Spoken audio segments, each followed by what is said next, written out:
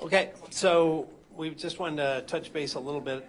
Pre-Dream Cruise, obviously, we're on a big anniversary. It's been going on a lot of years and a lot of fun for many, some headaches for others, but it's a great economic impact and a uniquely Oakland County, pure Michigan kind of event. So I know with what goes on in the world, people periodically get anxious about large gatherings, and so do we. So it's really important to understand the cooperation and teamwork of every law enforcement agency up and down Woodward and beyond that are involved in this, including our other partners, federal, et cetera. So I want to first touch on some of the restrictions that are in place on Saturday that we have for a number of years, but reiterate them and maybe make clear some of them. So first, vehicle restrictions, nothing over 10,000 pounds. No commercial vehicles, and no trailers, okay? So we're trying to keep it focused on what the Dream Cruise is, and that is small classic cars. We encourage people to park and come watch it rather than drive hanging out of their minivan and congesting it and kind of keeping that progression moving of the real cars people come out to look for, so we'd encourage that. But the restrictions are very hard and fast. Nothing over 10,000 pounds, no trailers, and no commercial vehicles. Second thing I want to talk about in terms of drones. Drones are a very fun hobby for many, many people. That's great. We encourage that to have fun, but they have to follow the rules. So first off, you cannot fly ever over 400 feet. And we had multiple incursions last year that went all the way up to almost 1,500 feet past our crewed aircraft. That's not only dangerous, it's illegal.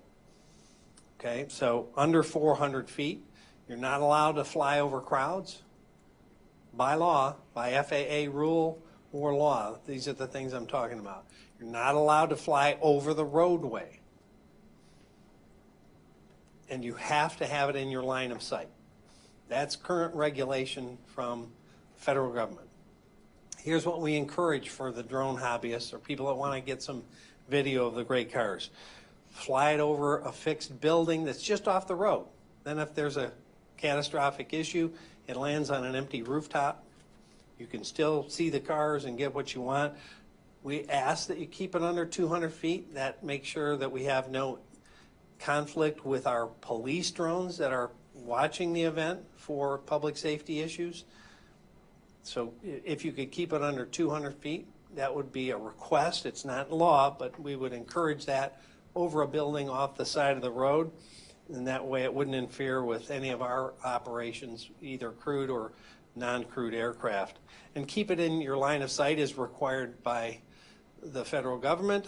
And we would encourage it at such a large scale event within 250 to maybe 500 feet horizontally. So don't have it flying out away from you at a distance and try to keep it safe.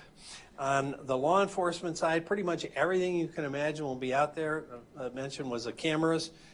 You may have noticed them popping up. Cameras, there'll be drones, there'll be helicopters, there'll be dogs, cars, motorcycles, horses, bikes, pedestrian patrols. Everything you can imagine will be out there to keep the event safe and fun.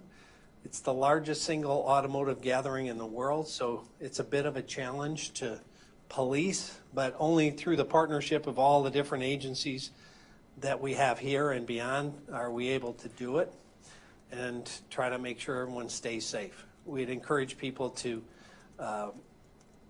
limit the amount of alcohol they're drinking. And we also encourage them not to get out into the roadway. Sometimes you get people going out in the roadway encouraging burnouts and things like that. We have no tolerance for drinking and driving or dangerous driving. This is not the place to show your vehicle's capability. Many years ago, there was someone that got egged on, did a burnout, lost control, went to the left, thank heavens, instead of the right, hit the curb and flipped. Had they gone to the right, people would have died and it would have been a mass tragedy. So that's not the place to show your vehicle's capabilities. It's the place to show how pretty it is and how much work you've put into it and have a fun day. It's a family day. Let's keep it safe and not have it a tragic moment. Anybody else want to jump in on anything? Yep. Good afternoon. As the sheriff mentioned about the cooperation, just wanted to mention a couple things. I'd be remiss, I'm a public safety director, so we're also firefighters. The fire service also, they help us out a lot, both the departments along Woodward and also our partners that are elsewhere in Oakland County, and that's the same with law enforcement. It's not only the Woodward departments, we have help from a lot of departments that don't border Woodward, but they give us big help. We have a big event tomorrow night, a parade, and we have probably 25, 30 officers from other departments, including several that are up here in the sheriff's office. I also wanted to mention our multi-agency coordination center. That is representatives from Oakland County Tactical Consortium, MABUS 3201 and 3202, which are the two fire groups in our county, Michigan State Police, the Oakland County Sheriff's Office, Federal Bureau of Investigation, hospitals, and then also the incident management team. So trying to keep all the information, the entire stretch of Woodward together, they really help us organize that because really we're all concerned about the entire length of Woodward, but we have our own jurisdictions to police, so that helps us out a lot. I think that's it for me.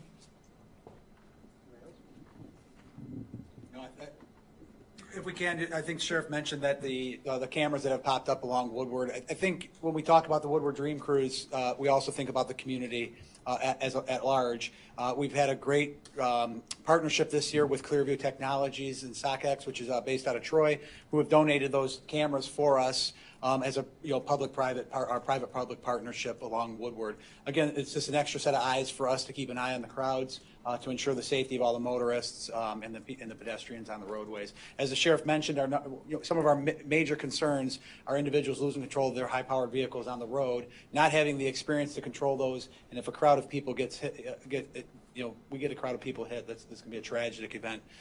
For our 30th year, let's not make it this year. And we're prepared, law enforcement and fire services, if anything were to happen. Questions? Yep. Can you better explain how these cameras work with this new partnership, how they help the departments? Well, cameras, be it these new cameras or other kinds of, we're going to have our pole cameras up on our mobile command. We got the drone cameras that can feed in live. Our helicopters have downlinks. Really, all of the cameras allow us to see things in real time and have situational awareness. And if we see something developing, then it can be communicated very quickly and we can get resources there, whatever resource is needed. So it's one more avenue to have that many more eyes involved so we can stay on top of things. Because a lot of people don't understand that, I mentioned the scale of this event, but when other large events happen typically around the country, they're very closed and no vehicles are allowed in and pedestrians have a limited access point. This is probably one of the largest gatherings in the world that has none of that because it's car-centric and it's 13 miles long with thousands of curb cuts. So it's a much different challenge. How do you navigate adjusting for first responders during times like this when there's so many closures and so many people? Well, the great thing is we've been doing this for so long, 30 years. Over that process, we have deepened the partnerships and the understanding of how to move crowds, how to move cars, if a vehicle needs to get somewhere, what do we shut off? And it's like watching a ballet, really. I mean, if you ever had an inside look at closing, when we shut down Woodward, it's like a ballet. It's all of a sudden, it's like everywhere, and then it's like, where'd they go? Because everybody works in harmony and kind of knows what we need to do. And that includes moving public safety vehicles. So like, let's say at Royal Oak at 13 and Woodward, you've got the fire department right there on the corner and ambulances coming back and forth. But you also have stationary posts of police not very far away. And if you've got something that needs to have assistance to get through intersections, they can walk out and take control of that intersection and get the emergency vehicles to the hospital or elsewhere. You mentioned your situational awareness. Can you talk about the spectators maintaining theirs? There's opportunistic folks out there looking for an easy fix. Yeah, super appropriate question.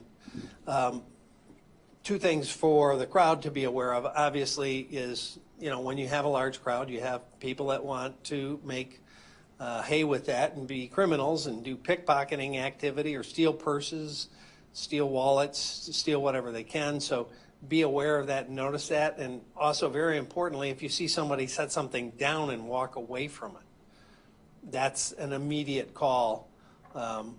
If they don't return to that package or you feel something is dangerous, that's an immediate call. We don't want somebody dropping a package off in a crowd and then walking away from it. Yes? You talked about the economic impact of this. I was speaking to a business in Royal Oak who said that yes, there is an economic impact, but for them actually they've decided to close in recent years, and some of that is just not seeing sales on that day, but some of that also they said is in the interest of keeping their employees safe. It can get a little rowdy. Is there coordination that you guys are doing or communications with small businesses along the route who are concerned about safety for their people?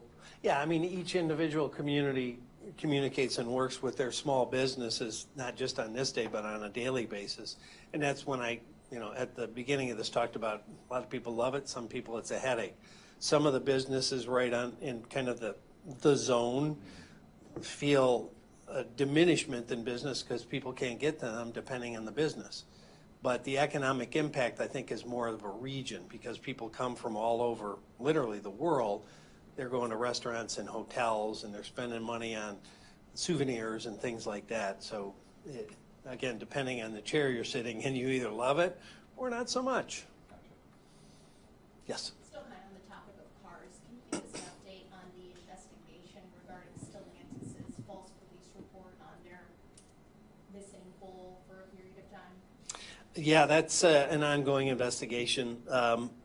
It was very frustrating to find out that it wasn't stolen after we put a fair amount of resources into that situation. So they're pivoting to who knew what.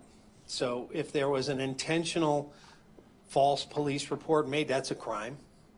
And so, if there was miscommunication from different groups within the company and somebody took it and this group didn't and they made the report, that's not a crime. So we're going to get to the bottom of that and figure out if that's what it was, miscommunication. It happens everywhere, but we want to be sure that's what it was. Can you reiterate the importance of when you go into those investigations, how you're taking those men and women away from crimes that maybe needed that investigation time?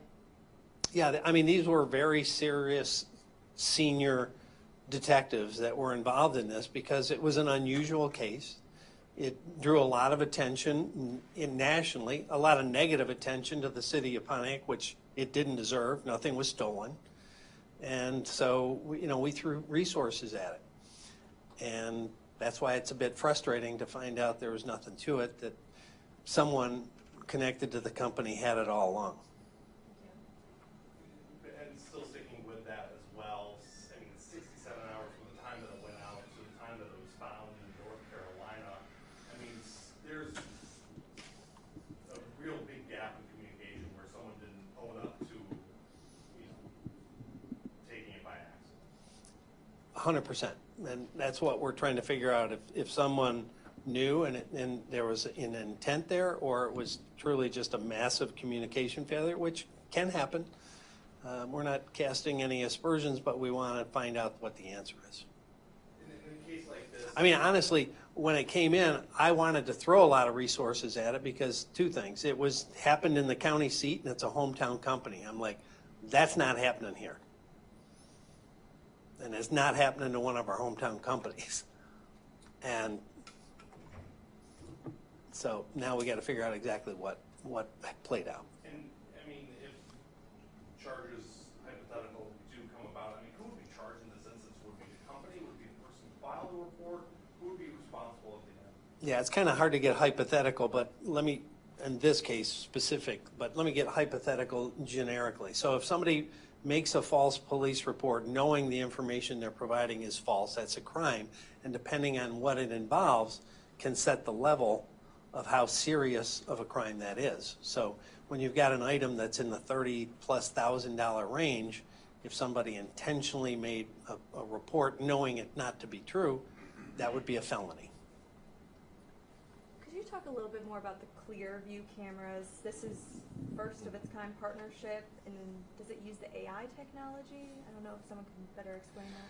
Well, without getting into the different kinds of technology it has, it gives more views, more angles, and more situational awareness, so they can see it in the Joint Operations Center.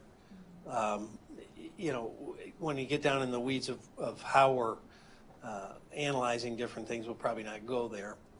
You know, some of the things we do to protect the community, some of the resources that we have staged, we don't necessarily want any adversary to know what we have and where we have it. Do we know how many are set up? I think there was 20? 18. 18? With the multi-agency center, can you kind of paint me a picture of what that is? Is that like a big, almost like situation room? And is that a new concept for you guys? Yeah, I mean, I think having us all co-located, including fire and all the different agencies, this is the first time to do it that way. We've always had great communication and interaction, but not necessarily all in the same spot. So this will have representatives from all of those different things in the same spot and allow the communication to be seamless. Is that within the Sheriff's Department building somewhere? No, it's actually going to be down in Royal Oak. It's in Royal Oak. I mean, we're not going to tell you where it is, obviously. But yes. Okay. Are you shutting it down at the same time Saturday? Was it 10? 9. 9. Okay. 9. 2100 hours is when that turns into a pumpkin.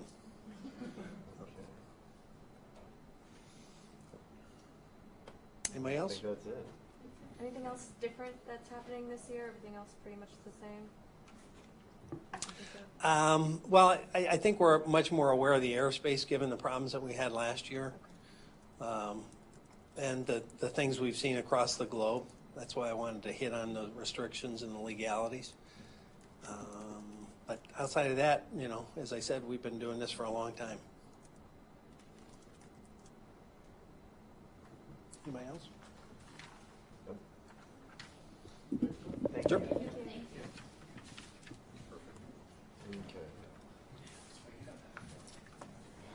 She did it.